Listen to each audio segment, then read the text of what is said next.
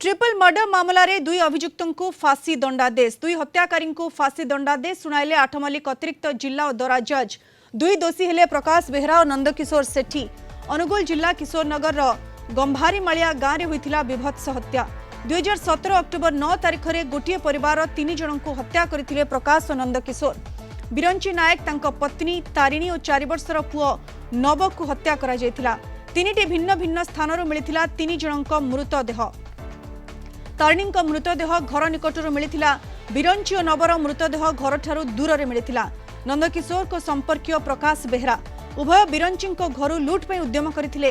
आउ एही लुट करबा उद्देश्य रे 3 जन को हत्या करथिले 2 जन।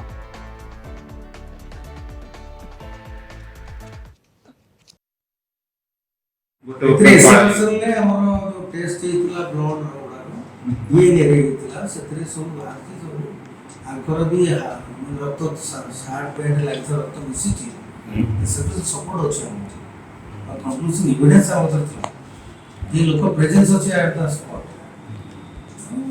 ताकू मार सारा पर आगे बिरंची को मारदेले पैसा पाइले घर को आसिले घरे ता स्त्री को पूछा कहले जे मोर तुम हस्बैंड हॉस्पिटल सी सेटू ब्लड फड देखिकी काई डाउट कला से गाँ मुंडर जो रोला सी कहला मोर बो और भाई दियर अच्छा डाकी से तो डाकिया गला घर आगे गोटे हरड़ किए रेडिला से डाकिया भीतर तो एक काट दे घर रक्त पड़ी पड़ी जाए हरड़ किए एटा गला तापर घर आसिक आलेब्रा फलेब्रा भंगाभाई कर किसी पाई ना से पुआ और झील शोधे ये तो 12-14 वर्ष पुआटा चिन्हित आगुरी रंजा आसूला से छोटा राखी कहला जे अरे मुझे चिन्हित को नहीं चल पुणी मोटरसाइकेल बसी भावत मृत्युदंड ठीक अच्छे नहीं गले जीवता निहत्ता तार तो गोटे अस्त्र अच्छी शस्त्र अच्छी बयस 12-14 वर्ष गोटे जंगल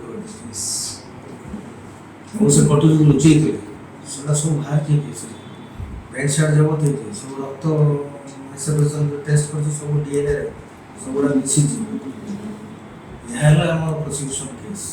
अच्छा सकाଳେ आसी तार दिहर तो देखला भाउजटा पड़ी से जानी ना।